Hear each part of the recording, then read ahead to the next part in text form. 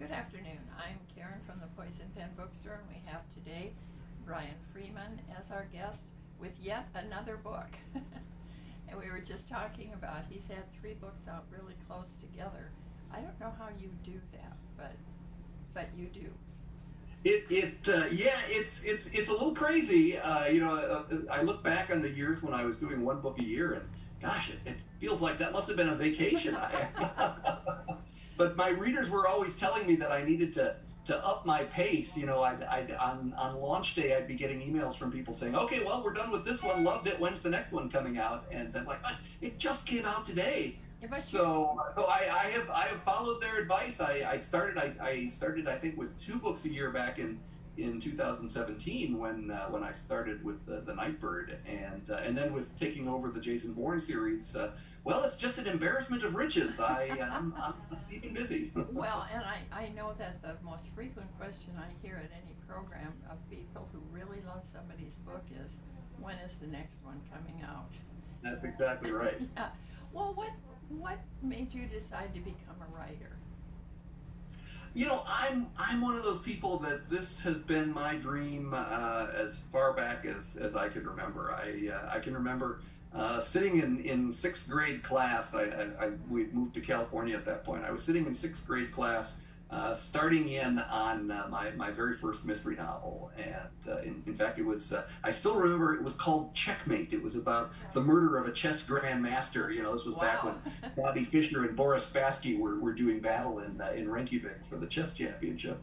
And then I had a wonderful eighth grade composition teacher, and she really recognized my love of writing, and she did something that I think these days, with all the standardized tests and curricula, a teacher could never do. She told me, when you come to my class, don't worry so much about the lesson plans. Just sit there and write your stories, and She that was what I very did lucky. throughout. Yeah, that was what I did throughout her class, and the summer after that, I started in on my first full length novel, and spent 18 months finishing that. And from that point forward, that was what I wanted to do with my life, was write books. So the past 15 years and 22 books in the marketplace, this has literally been a dream come true for me. I mean, this is what I have Oh, wanted to do that's my whole life. wonderful. Why did you select mysteries? Well, I love the drama and the intensity of mystery, sort of the uncertainty and tension that goes along with turning the pages to find out what happens next. And I think, I think it's a little bit of the influence of my grandmother too. I mean, she was the really big reader in my family, and I can remember as a kid would always tell me, "Oh, I'm reading this great new book. It's got lots of bodies in it."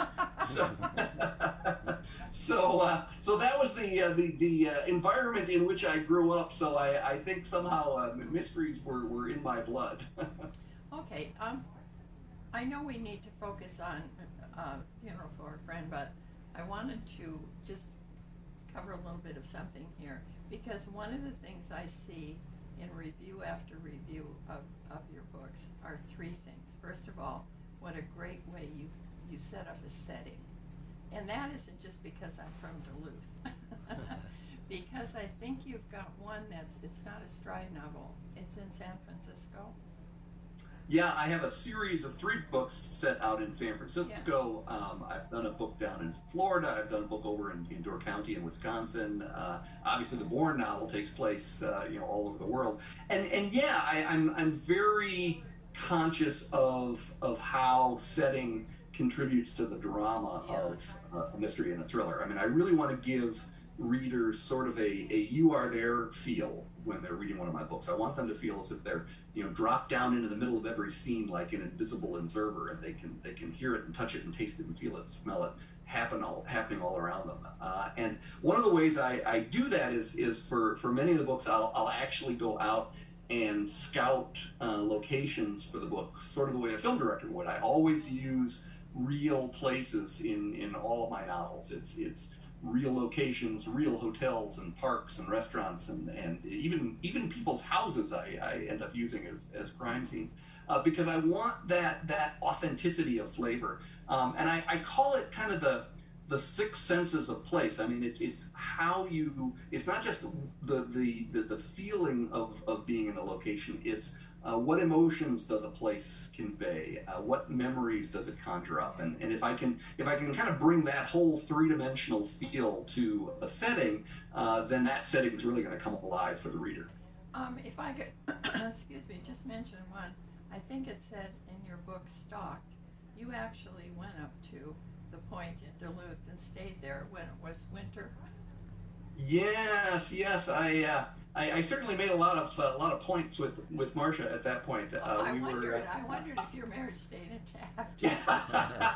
Well, my second Stride novel is the only full-length Stride novel that was not set in Duluth. That was set down in Las Vegas. But I knew that Stride was going to be coming back to Duluth in my third novel, Stalked, and Stalked in my head was going to be this bitter, ice-cold winter thriller. And so I said to Marcia, I think what we should do is we should find a little cottage out on Park Point, and we should spend all of January there, so I can really get the flavor of what a Duluth winter feels like. And you won't be particularly surprised to learn that she did not greet this suggestion with quite the enthusiasm that I made it with, but that is what we did. This was January of 2006, so we spent all that month up in Duluth, and if you read Stalked and you really feel like you're out in the middle of a blizzard with ice balls hanging from your eyelids. It's because I was actually out on the beach at Lake Superior in one of those storms with my voice recorder, recording what it felt like to be in that environment. And of course, the cottage that we stayed at, this wonderful sort of 19th century cottage out on the point. I loved that cottage, and I thought, this is exactly the kind of place that Stride would live in. And so I actually made that cottage Stride's Duluth home in the point, and it's been Stride's home in all of the subsequent books. And it's fun because it's actually a rental cottage, and so a lot of readers and book clubs and things will now come and rent out Stride's cottage and talk about one of the books there, which I think it's fun. Although when you read all the terrible things that have happened inside that house, you have to wonder why you really want to spend your vacations there. But this does not deter the passionate reader. Right, and that leads into something else when you talk about Stride. One of the other compliments you get frequently is your complex characters and how engaging they are. And I saw them as decent people and flawed people, but nevertheless, I really enjoyed them because they were very easy to connect with. Well, good, and that's very much my philosophy about characters. I don't write about superheroes. I don't write about supervillains. I like to create real people, whether it's the heroes or whether it's the people that do some of the worst things in the novels, but make them three-dimensional and make them full of shades of gray. And Stride as a hero, he is a genuinely decent man, and he's so committed and so passionate about finding the truth and finding justice. But sometimes he gets so caught up in the stories of the victims that he doesn't necessarily see things the way they really are, and he makes mistakes as any person would. And I think that's one of the reasons that readers connect with him so strongly is because he is this real person. Yeah. And that's true of the people that are the victims and the perpetrators in the books as well. I hope that when you get to the end of one of my books and you sort of put in place the last piece in the psychological puzzle, you may find yourself shedding a tear for some folks that did some terrible things because you had that full sense of what it was that drew them across some terrible lines. And I think that leads into the third one that you get a lot of compliments on, are the twisted endings that you have and the surprise, because I've read some and I think, oh, he's got two different stories going here, and sure enough, when you get to the end, they are just like that. Yeah, I'm never satisfied with sort of one twist. I'm even when I've got twists in my outline, I'm always, as I'm writing, thinking of different ways to sort of stay one step ahead of the reader. And I love that. I love that sense of the sort of the hook that takes you from chapter to chapter, because each chapter sort of ends with another twist. One of my favorite emails was from a reader who said that she'd been reduced to taking illicit bathroom breaks at work to get into So I figure that's me doing my job here. I was going to say how highly complimentary. But yeah, I always want you to kind of feel like it would, that you get to what feels like the last twist, and then you look at the book and you realize, hey, there's a few more pages left. What's going on here? So you always know in the back of your head there's something else percolating there that's going to lead to one last twist to make your jaw drop. It's one of those books that I really am anxious to get home to.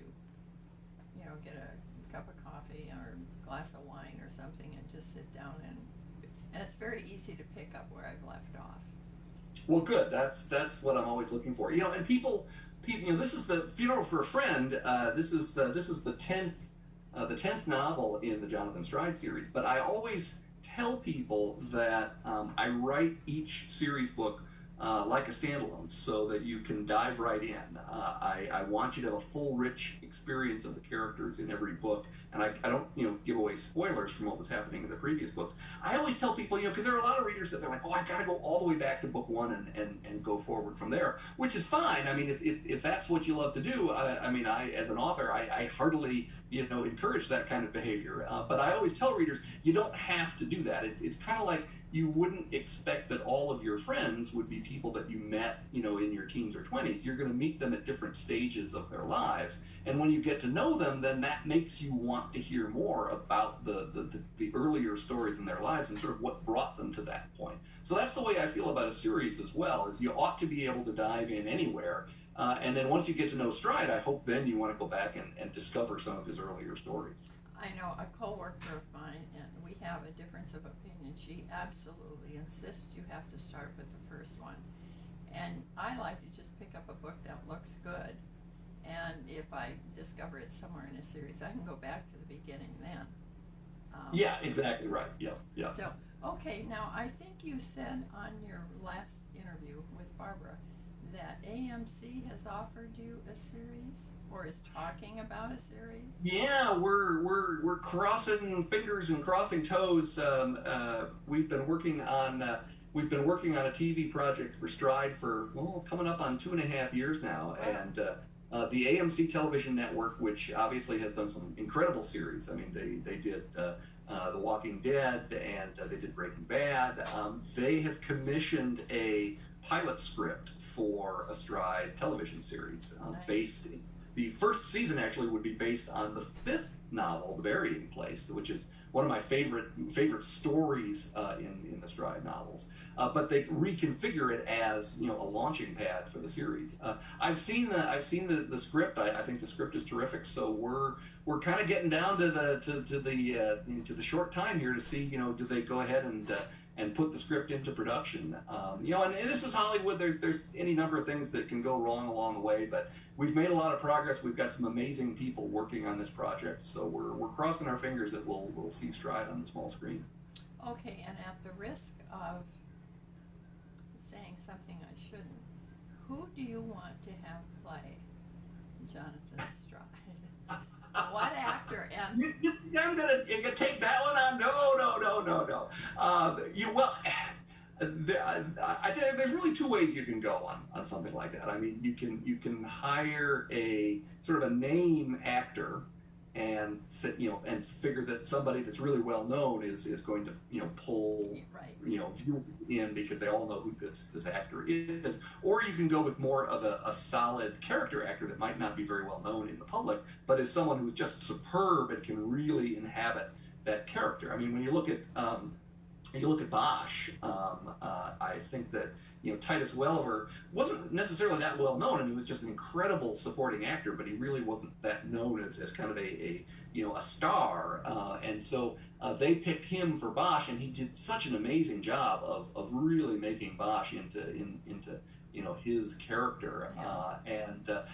Me personally, that's the way I would go if I were running the universe, because I think you really want to get someone with the acting chops to just make that character their own.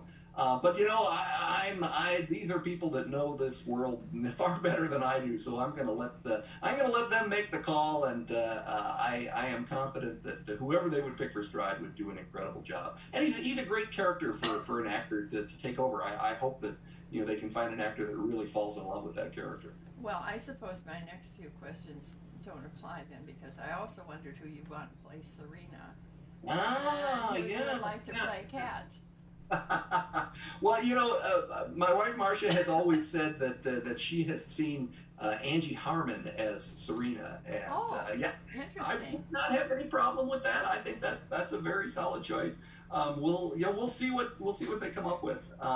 And Kat, the teenage girl, oh, that's a tough one. And Yeah, she's I think it she's would such be she's too. such a fun character to write because she's always she's got a great heart, but she's always doing the wrong thing. She's a Exactly. teenager. Yeah. So. Yeah, she's supposed to do that. That's her job. Exactly. Okay. Um, Coming up, you have got another Bourne identity, correct?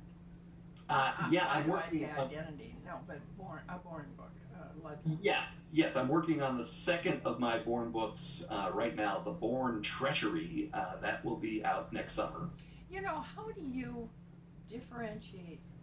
Like you've got Jonathan Stride, and you've got Cab Bolton, and you've got Frost Easton, and now you've got Jake. How do you make sure those are each individuals?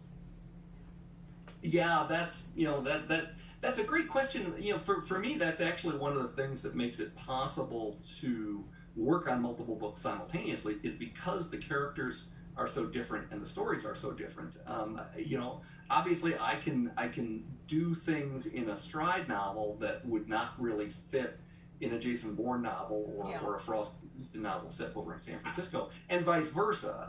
And so it means when I put down one book, I'm picking up another book where the characters and stories are so very different that it's kind of energizing to dive into something that's a whole new project. So I guess I just sort of let those characters talk to me, and I know Stride so well after all these years, and people have asked, was it hard to get inside the head of somebody else's character in working on the Jason Bourne novel? And yet the reality is I've known Bourne even longer than I've known Stride, because of course I read the Bourne Right. Identity, loved the first book back when I was 17 years old. So I've had Jason Bourne in my life for 40 years. Um, I'm sorry, I seem to be bouncing around here, but again, this last funeral for a friend, the crime goes back several years instead of being a current crime. Do you like doing that better? Is there any? Do you have to pay attention? And I've noticed this in other mysteries too. Some are current and some go back, way back. Yeah. I just think there is something that appeals to the human spirit about going back to unsolved mysteries from the past and bringing them forward, particularly when the ripple effects of an old crime seem to start filtering into the present. So yeah, I love that theme. It's one of the reasons why I chose Duluth as a setting for the Stride novel, simply because of that approach. Because I always say Duluth is sort of a small town masquerading as a big city, and it's it's big enough that you can imagine dark things happening there, and yet it's small enough that you always feel like you're bumping into your past around every corner, and that's certainly true for Stride, and it's one of those themes that I think comes up again and again in my books for that reason. Is Stride knows the people in this city, and so the things from the past that have not been resolved, they're always kind of open wounds to him, and sort of book by book, he starts to close those wounds up and figure out the secrets of the past. Yeah, and I really felt that he was very vulnerable in this book, and that was very apparent. Yes, yeah. That's that. Again, I don't like to write about superheroes. I like to sort of expose the weaknesses and flaws in our heroes as well, because that's perfectly fine. I mean, that's what being human is Right. all about. So this is a very tough book for Stride. Really, it's a tough book for Stride Yeah. and Serena. A lot of people don't necessarily remember that when you go all the way back to my very first book, Immoral, which came out in 2005, Stride was actually married. This was a second marriage to a woman named Andrea, and it was sort of a rebound relationship for both of them. It was a spectacularly unsuccessful marriage, and that's always been again one of those sort of open secrets for Stride is what really happened in terms of that relationship with Andrea. And I've never gone back to her as a character in all of the intervening books. Well, now in Funeral for a Friend, Andrea is kind of front and center again and a key part of the story. So I love being able to kind of go back to different parts of Stride's life and bring those forward and deal with them in a new book. Yeah, and at the risk, I don't want to blow anything here, but as far as Andrea was concerned, she was a far more important part than I thought she would be, and at the end, it was more obvious. Yes, absolutely. Okay, do you ever get readers that suggest they do what kind of book they'd like to have you write? Yeah, of course, absolutely. Well, I have a purpose for asking you that. You've got an idea you want to pass along. Yes. But I thought I'd ask you first. I do. It's always fun. I hear from readers all the time with different stories that they want to they think I should explore, or parts of Duluth that they think I should explore. I always am hearing from members of the Duluth Curling Club that I need to bring, because Duluth is a famed center for curling, the sport. And they're always telling me, I need to bring curling into a Stride novel. Well, I'm afraid they're probably going to be waiting a while before I get around to that. Now, it's interesting you should say that, because I was a curler. And, really? Yes, and I was going to say, would you please write a book that centers around curling and a crime? Really? Now, I wasn't that good at curling, but I was really good at going to the clubhouse after and having a good time. Well, that's good. Well, that's the key. That's the key part of many northern Minnesota sports. Yes, sports. it They always, keeps you warm. they always say ice fishing is really just an excuse to sit in a cabin and drink beer. So. Yeah. Well, anyway, consider curling, if nothing else. Very good. At least patronize me and say you will. Okay. Okay, one more question, and I'm plagiarizing, I think, Patrick here. What is the one question that nobody's ever asked you that you wish they would?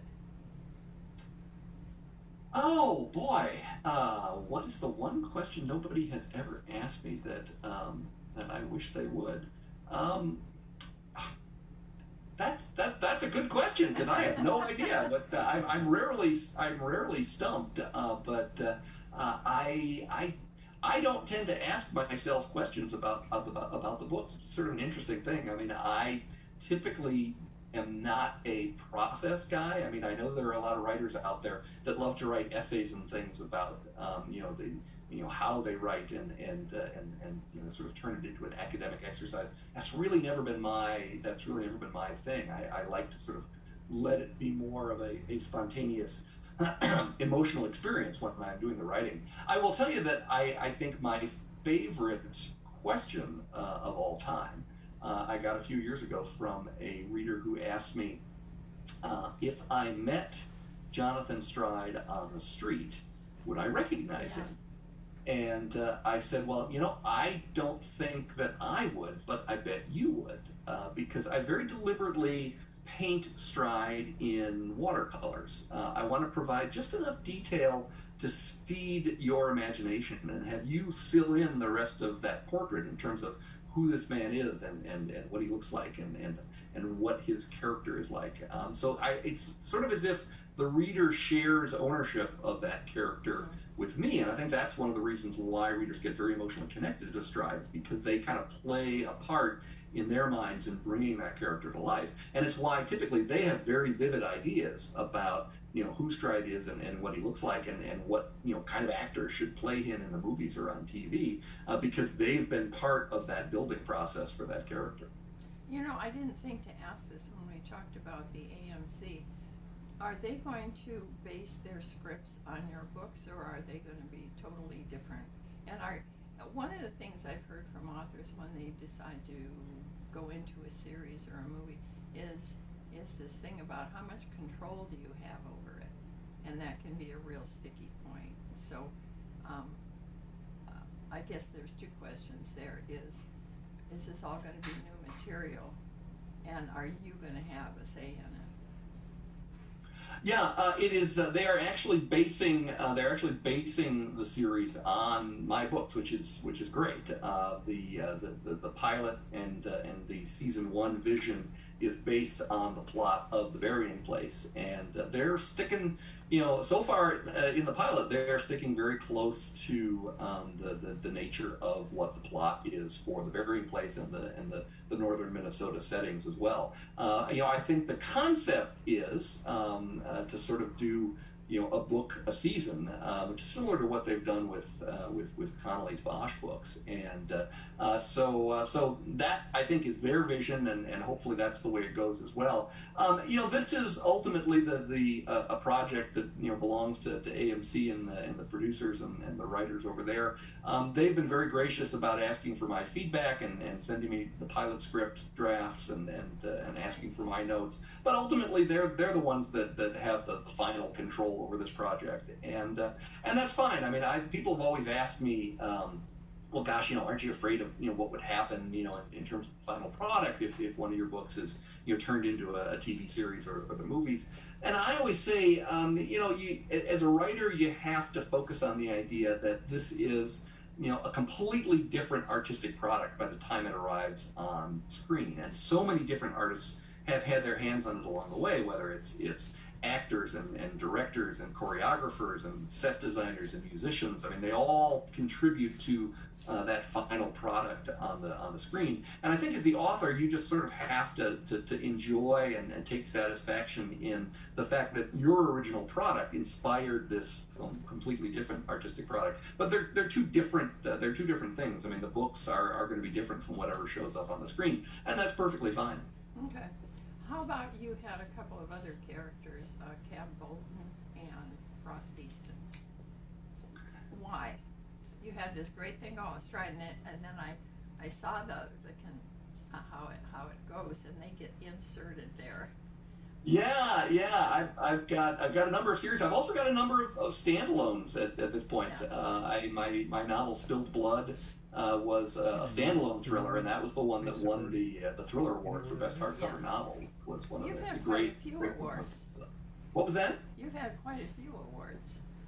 Yeah, I mean, I had been a finalist for the Thriller Award for The Burying Place as well, and Immoral won the McCavity Award and was a finalist for the Edgar for Best First Novel, and I won the Minnesota Book Award for The Voice Inside last year, I guess it was, and I'd been a finalist 4 times for that award before that. I was starting to feel a little bit like Susan Lucci,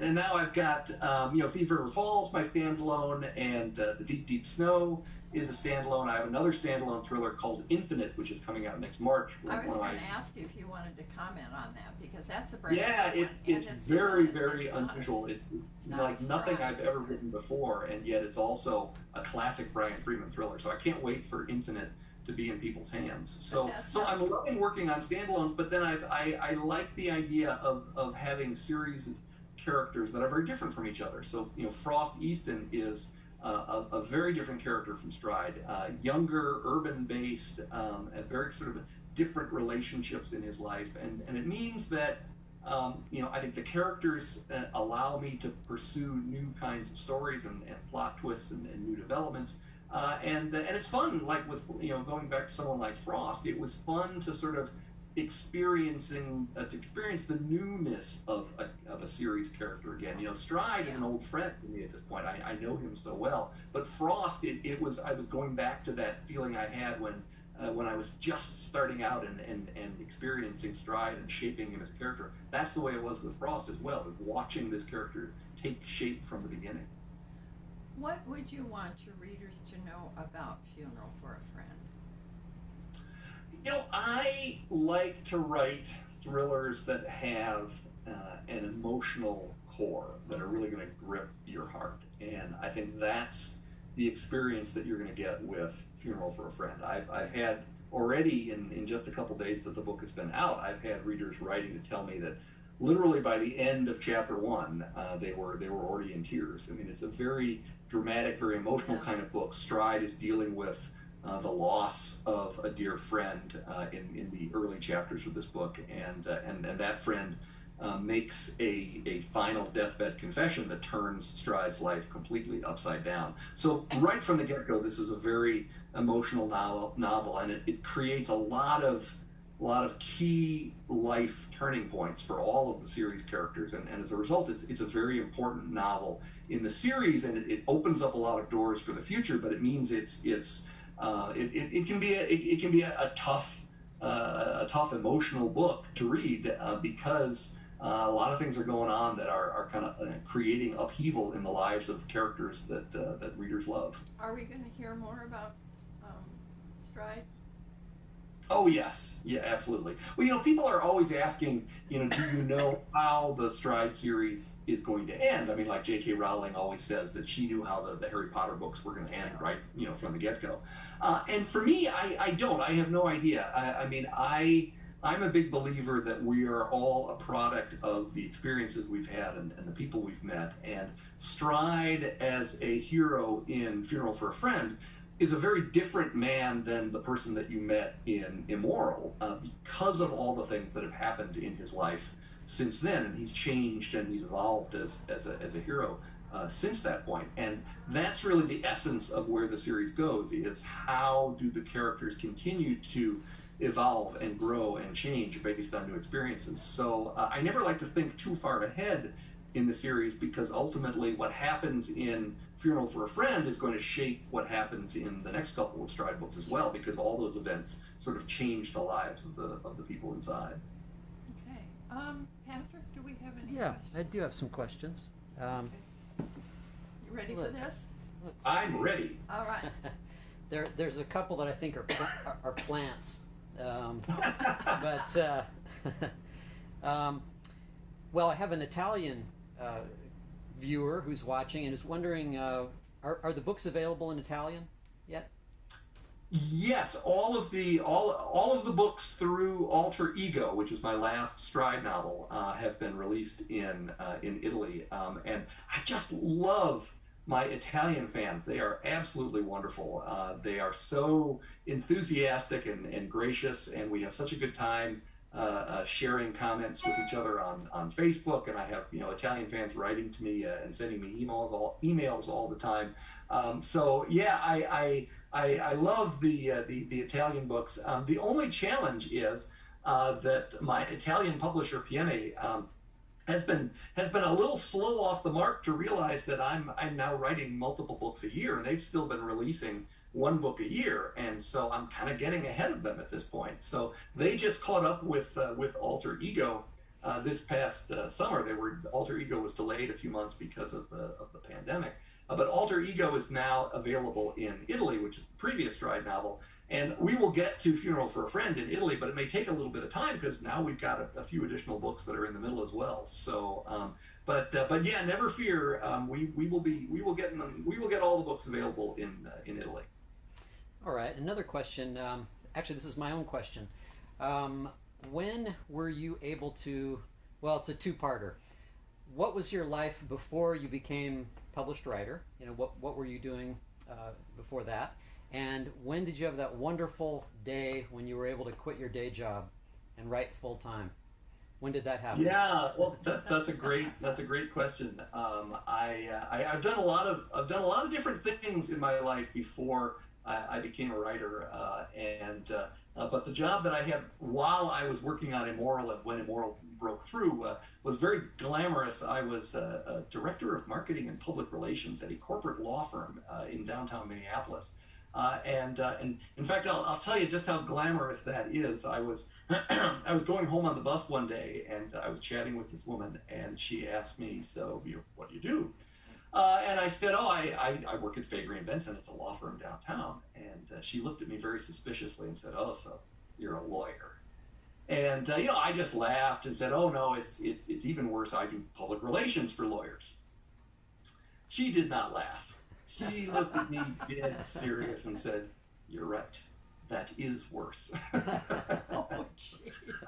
I think it was somewhere around then that I really was getting back to Immoral and trying to get that wrapped up. I'm a big believer that things happen for a reason. They happen in the time frame they are supposed to.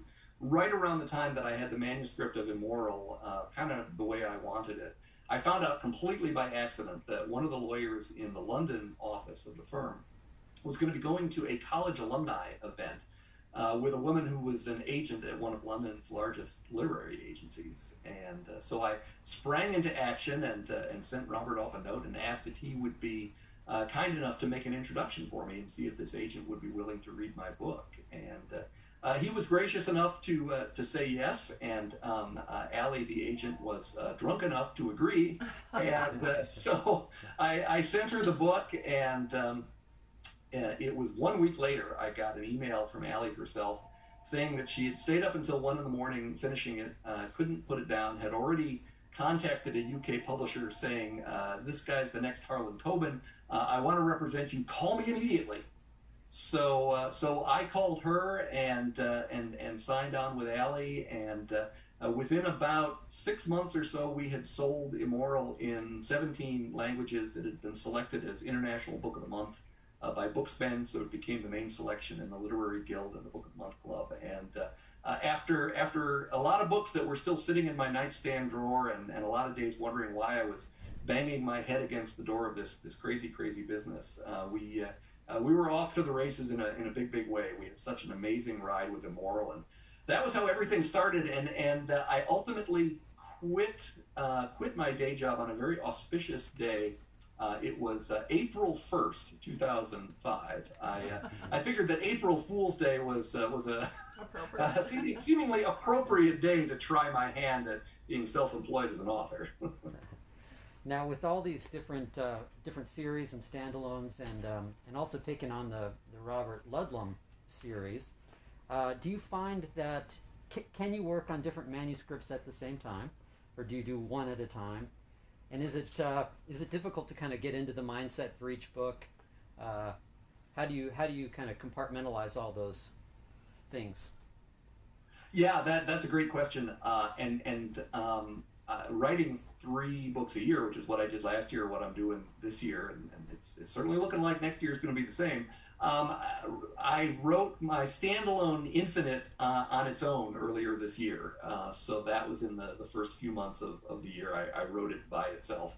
Now I am working simultaneously on the next Jason Bourne novel and my follow-up to The Deep Snow, which will be a new Audible original in 2021.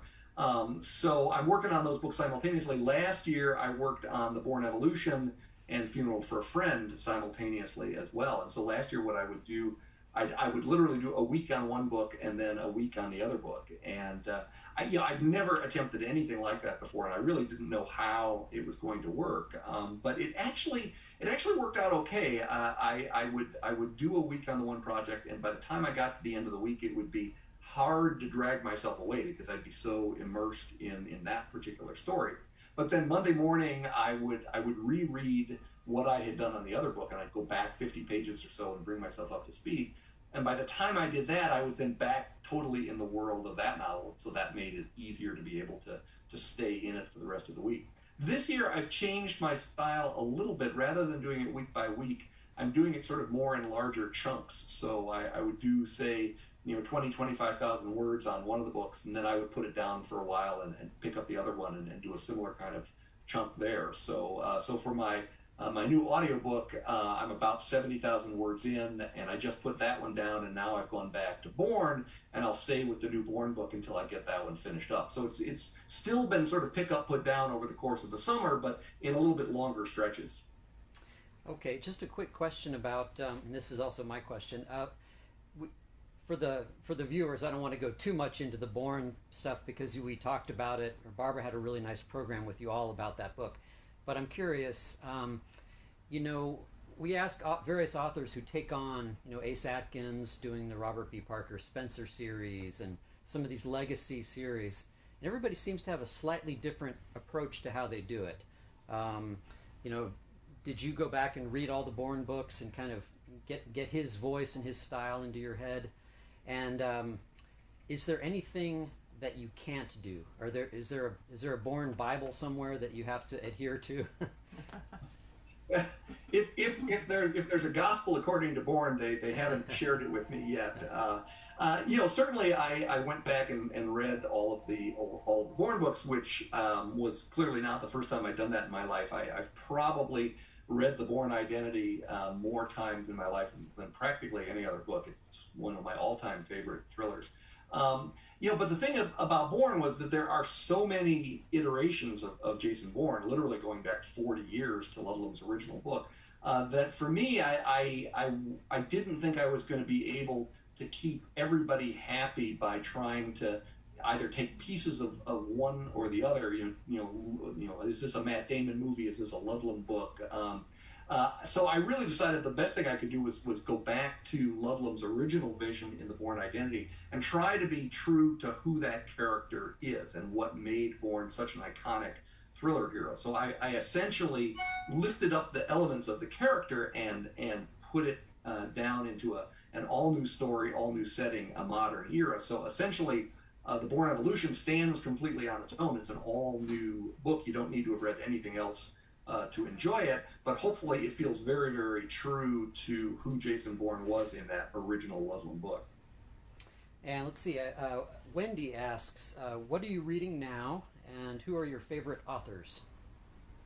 Oh, good question. I have kind of eclectic reading tastes. One of the only downsides about breaking through as a writer is I find I really cannot read my own genre anymore. When you write suspense all day long, the idea of curling up with someone else's suspense novel at the end of the day kind of feels a little bit like work, sort of market research rather than actually entertainment. So I decided years ago that I was just going to have to read in a completely different vein, and so I mostly do history, biographies, memoirs, things like that. So so I just look for things that interest me, and they're very, very widespread. The previous book that I just finished was called Midnight at Chernobyl, about the Chernobyl disaster, and right now I'm in the middle of a biography of Frank Sinatra, so you never know what I'm going to come up with. You have Catholic tastes. Yes, there we go. Now this is the question I suspect maybe from somebody you know, and it is, if you could write about any subject, what would you choose to write about? If I could write about any subject, what would I write about? That's a hard question to answer because honestly, that's exactly what I'm doing. I mean, that's what I love about where my career is at this point. Is I've got the opportunity to explore so many different characters, so many different stories, and an idea comes into my head, and I'm able to flesh it out and expand it and turn it into a book. I mean, the idea of taking over the Bourne series, the idea of having Stride continuing all these years, the idea of the concept behind Infinite, which is just a very, very unusual, dramatic concept, and I had sort of had it pop into my head as just a wild story idea, and yet here I am. I've been able to write the book and put it out there. So what would I write if I could write anything? Gosh, it's exactly what I'm doing. Everything I'm putting out with readers now, all of these different stories and characters, that's the stuff I love to do. That's what makes it exciting for me. Well, I guess it's kind of a corollary to Marcia's question. Are there any subjects that you will not touch? Anything too dark or too... you write about some very serious themes and issues and things like that, but anything you won't handle? Yeah, that's a good question. Are there places I won't go? It all depends on the nature of the story and what's going on. It sounds a little strange coming from a thriller writer, because obviously thriller writers tend to write about violent things, but I am not and never have been a fan of explicit, gratuitous violence. I really try to steer clear of that in all of my books.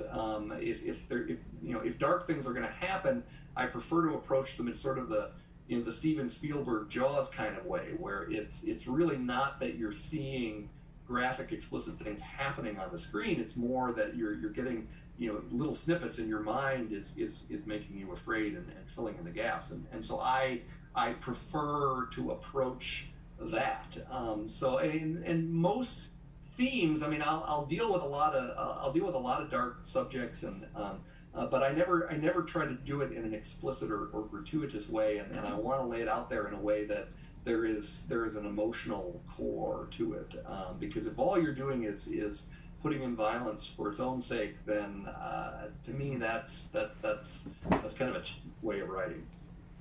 All right, I got one more, and then I'll turn it back over to Karen. And this is from, what a great name, Tater Tot Coleman, who also has one of the coolest avatars I've seen, which is. But anyway, she says a question that we've asked most authors recently. Will you be including the pandemic in any upcoming books? How are you going to deal with what's going on now? Yeah, will I include the pandemic? How am I going to deal with the pandemic? I would really like to pretend that the pandemic is kind of like a season cliffhanger on Dallas, and we're simply going to wake up and go, well, that was all a dream. I'm sure that we will see pandemic themed books coming out in the next year to 18 months. I don't really have any interest in dealing with something like that right now. I mean, for me, I feel like that is so close to real life, and we've been dealing with this awful year. Why would we want to read about it in a thriller that's supposed to entertain us? I would rather deal with themes that are far distant from that, or at least give a lot more time in between before I would put something like that in a book. I think it's all just too raw and too fresh for people right now. And a good example is terrorism thrillers. I always felt back in the late 90s, early 2000s, I felt like we were facing such a crisis with regard to terrorism that I did not want to have any theme like that in my books, because I felt it was, again, just too close to real life, that it would sort of drain people. We were too raw. We were too emotionally exhausted about it. So I waited a long time, about 10, 15 years before I wrote Marathon, and dealt with some of those themes and issues, and I had to do them in a way that was true to me, that wasn't sort of a political thriller. I tend not to write those kinds of books, but more of an emotional, psychological thriller. I wanted to deal with the themes, but deal with it my way. So if I ever do something connected to the pandemic, it would probably be, quite a ways down the road, and it would be on a much more, sort of intimate scale, emotional scale, and not dealing with sort of big societal impacts. I wanted to comment, maybe you do too, way back when you first started, and you had the manuscript of Immoral, and you were, I believe you said, in England, and you heard that this agent was going to be there. Is that right? I was still over in the U.S. I was in Minneapolis. That's where it was headquartered. But we had a London office, and so the agent was based in London. The thing I was thinking is, to me, you saw an opportunity, and you went right into it. And I think a lot of people don't see opportunities. I don't know what they're expecting, but I'm always intrigued by someone who really recognizes an opportunity and grabs onto it. Yeah, you not only have to seize opportunities, but you have to have a crazy amount of determination in this business. I mean, writing is such a personal thing, and there will always be plenty of people in the world who will tell you that you can't make it, and you're never gonna break through, and you're always gonna have the voices in your head that tell you, oh, this book is no good, it's not going anywhere, and let me tell you, it doesn't matter how many books you write. You can be working on book number 23, and you're still gonna wake up in a sweat in the middle of the night and think, no, this is never gonna come together. And I think it means that authors have to develop a fair amount of steel in their own psyche to be able to sort of shout those voices down and to not psych themselves out and be their own worst enemy. Ultimately, there are an awful lot of voices in the world that will tell you what you can't do, and as an author, I think you have to always be focused on what you can do. I maybe not don't have the excuse me, the facts precise, but my understanding was that both Michael Connelly and Lee Child had to write 5 or 6 books before anybody cared about them. I don't remember that specifically with Mike Lovely, but it would not surprise me at all. I mean, I think it's very, very common. I think it's one of the reasons why it's still very common for authors to not break through until their 40s or sometimes even later in life, because I think that as human beings and as writers, you develop and grow and understand the kinds of stories that you want to tell. I mean, it's just an emotional maturing process that can take a long time. So, I mean, I was the same way. I mean, I wrote my first novel when I was 13 years old. I wrote 4 more during the course of my 20s and 30s before I ever even started in on the book that became Immoral. And, I mean, would I have loved to have broken through earlier? Sure, of course. But, things happen at the right time frame, and they happen at a point not only creatively when you're able to deal with it, but I think, personally and emotionally when you're able to deal with it as well. And so I look back on those early books, and I just feel like that was me cutting my teeth creatively and sort of growing as a person and a writer, and understanding the kinds of stories that I wanted to tell and the kinds of characters I wanted to create. Did I understand that there's talk of publishing the whole Strident series, including Immoral? I thought somewhere in the United States they were talking about doing that, or did I make that up? I'm not, I mean, the books are all out there. They're still available. So I mean, would I love to see them kind of start coming out with some boxed sets? Yeah. Sure, absolutely. And clearly, if AMC puts a series into production, I'm hoping that will get a lot of folks to discover Stride for the first time and get to know the whole series. And as I say, I mean, you can dive into the series anywhere, but I hope once you do, then you can go back and discover some of the earlier books as well, and see how Stride evolved as a character, and hopefully how I've evolved as a writer too. I mean, I think that my stories today are different from what I was telling in the early years. I'm a different writer. I'm older now than when I started. And it's not that I don't love the earlier books. It's different. It's a maturing process for a writer, both creatively and personally. Okay, so you have a young audience who wants to know from you, how can I be a writer? Yeah, and and that's part of what I was talking about in terms of psyching yourself out. I mean, when you're a young writer, I think you are your own worst enemy. It is so easy to lose faith in yourself, and that is something you have to dig down deep to find. And the other part of it is ultimately you got to write. I mean, I know from experience that it is. On any given day, I would rather do just about anything else than stare at that blank screen and have to go down into some very dark places again. But sooner or later, as a writer, the book has to be a combination of you and a chair and some super glue and a keyboard. You've just got to sit down and write and get it done, and not, again, let all those other voices kind of shout you down. Yeah, there's a product there that has to be completed. Do you, and then I'll stop asking you. Oh, I see writing as a very solitary activity. Do you like that? I do. I mean, I'm sort of on the borderline between introverted and extroverted, and so I really enjoy the sort of the battle with myself in the writing process, and the characters are very, very real to me, and they're very much like real people and friends to me. But you know, one thing I clearly miss this year is I haven't had the opportunity to go out and do events. I mean, because Yeah. for me and Marcia, going out and going to libraries and bookstores and having the chance to talk with readers face to face, that's part of the fun. I mean, for me, that's when I actually get to go out and you know, sort of be part of the real world again, Yeah. and leave the fictional world in my office. And so we really, I mean, we had, I think, 25 or 30 events scheduled at the beginning of the year, and obviously they all got canceled.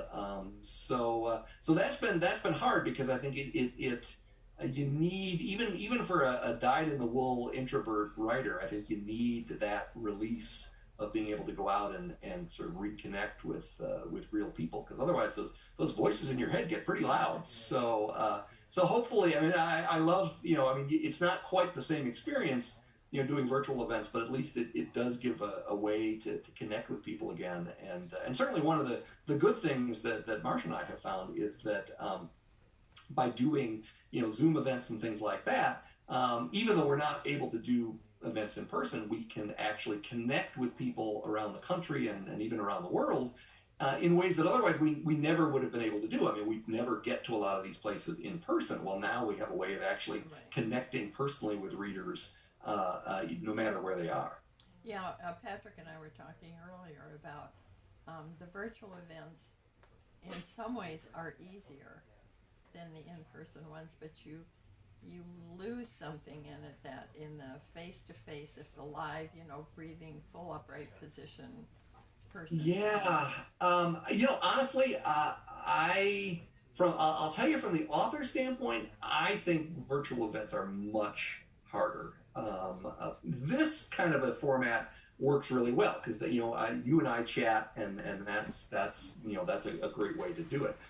There are a lot of events I do where I'm literally just talking to a screen, and I Oh, don't have geez. any kind of audience feedback. So that is extremely difficult, because I mean, Yeah. as a speaker, I thrive on the feedback of the audience, and that shapes how I behave, and it shapes the nature of the event. So to just do a presentation where you have no audience reaction, and you can't even see the people out there, you're literally just staring at yourself. In fact, one time I had the camera go off on my screen, so I literally had to do an hour-long event speaking to a black screen, so I couldn't even see myself to see what my reactions were.